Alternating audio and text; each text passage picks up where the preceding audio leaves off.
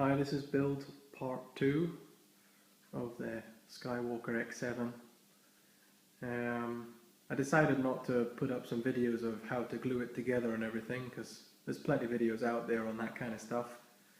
And I'm actually now ready to take the maiden flight.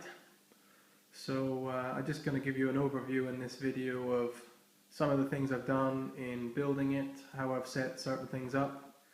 So to give you a couple of ideas if it helps. First thing you'll notice is I just put some carbon fiber film, just decorated up a little bit on the wingtips. I start out on the wings. The screws that come with the kit, they're pretty hopeless. They're too small. If you screw them on and then do as I did, take them off again to put some carbon film on and then screw them back on, they just fall off. And I think that was the same issue that David had from flight test. So I did what he said and just put in longer screws. So I can't remember how high they are, but they're probably about this long. I've mounted the video receiver, video transmitter out in the middle of the wing to try to get as much separation as possible from my Dragon Link. So I'm going to use Dragon Link on this one. And what I did was I have from here I actually managed to drill all the way through the wing and to put the dipole antenna. From underneath here you should be able to see that there's a bit more plastic there to be able to come in and angle the dipole antenna, because there's a lot of hot glue there where it sort of splits into positive and negative. What I did was I just actually used the plastic from a CD case just to give it a bit more reinforcement, and then those tubes that you get in other model aircraft to hold these servo control arms. I just used a bit of that tube to keep it a bit rigid, so that the positive wire is quite rigid. And then I just actually found some black straw when I was in a pub one night, and I thought, hey, that's actually a good width. I'll use that. So just to make it black on top. What I've done on underneath, obviously because it's a belly lander, what I did was I constructed this little triangular piece of plastic, again using a CD case, plastic from a CD case. And the idea with that is that when the plane comes into land, that can just snap back and just trail behind. I'm not sure if that's going to be so robust over long term, but we'll see. What I did was, if I can try and focus, I just made it so that it can clip back into place there. So at least it's got a chance of being held straight while it's flying. I do think I'm going to fly this long distances, so I wanted to keep this negative part of the wire, part of the antenna, as straight as possible. Over here, going over to the video transmitter, it's an 800 milliwatt 1.2 gigahertz transmitter. I also bought this from BEVRC. I decided to use the smaller antenna than the bigger whip antenna that comes with this particular one. Just a bit smaller, a little bit more aerodynamic, and I'm probably going to fly this one a bit more often, I think, not so far range. But what I had to do, obviously, is that upset the balance, because the dipole antenna is not that heavy, obviously, as compared to the video transmitter. So what I actually did was, underneath here, I counterbalanced. You can see sort of a metal strip there and a metal washer, and that was enough just to counterbalance, so that it balances itself out. It's not right hand side heavy. Now it's pretty neutral. And all I did was I used my soldering iron just to make some grooves, and then use some sticky tape to hold that in place. So that should keep it quite well balanced. You'll notice as well that I have also put the the servos and the control horns up through the top. I've seen that on other X8, so I think that's a good idea. I have used, give me a second,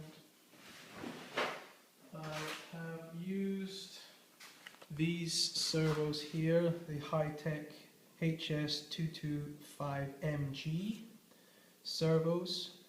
One of the servo arms that comes with it actually is perfect for the height of doing this.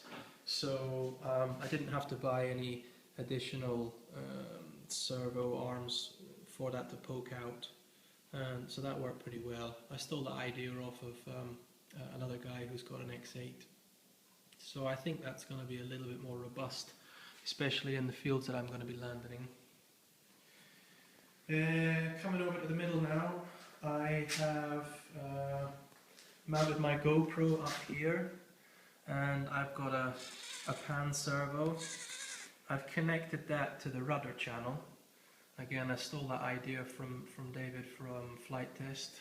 Good idea, but I haven't done his pan system, although I think I will do that because it looks really, really smart. I noticed that this servo obviously is far more jerky and doesn't do a 360, but it's good as a beginning. Over here I've got, you'll start to see some EagleTree stuff now. I've got EagleTree equipment in here that I've been flying on my other plane. I have been flying this FPV Raptor with a 2-meter wingspan. It's been working really, really well.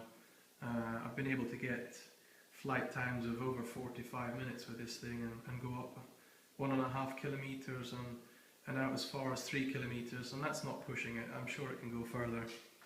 But anyway, I transplanted the EagleTree stuff in here. What I also did was, I was a bit frightened of the ESC overheating, so what I have done is I've cut this square out here, and what I did is I used sort of the cone part of a drinks bottle, a Loka bottle actually, it's Swedish water, just to have some kind of air vent to come in there and to cool down the ESC. In my first video I talked about, well, what are these wooden plugs? That's exactly where they go. One at the back here and also one on the front. We'll have a look at that later, to hold the canopy in place. The canopy's pretty nice. I don't think that's going to come flying out. It's got some good catches there. So the setup that I've gone with here is I've got the EagleTree OSD Pro. And as you saw, I have the GPS. I also have, I don't know if we can see it there, there we have the Guardian. I put some heat shrink over it because when I've mounted it in the past, I ripped the old heat shrink off, or the plastic wrap off, so I just put heat shrink on to protect it a little bit. And I've mounted it there on some sticky foam pads, 2 of them, to get some shock absorption. I've mounted the standard ESC here so that it can be cooled by that air vent, and the heat sink on this side, I believe, should get effect of this air vent that I showed you just before. I've already ordered another ESC just in case this one decides to blow up.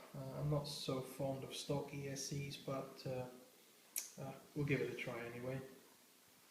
What I have done for just now is I've mounted this 3-cell Nanotech 1.3 turn-energy battery, and I'm going to connect that. That's going to power my video transmitter, which is yeah, the cable's running all the way underneath the wing there.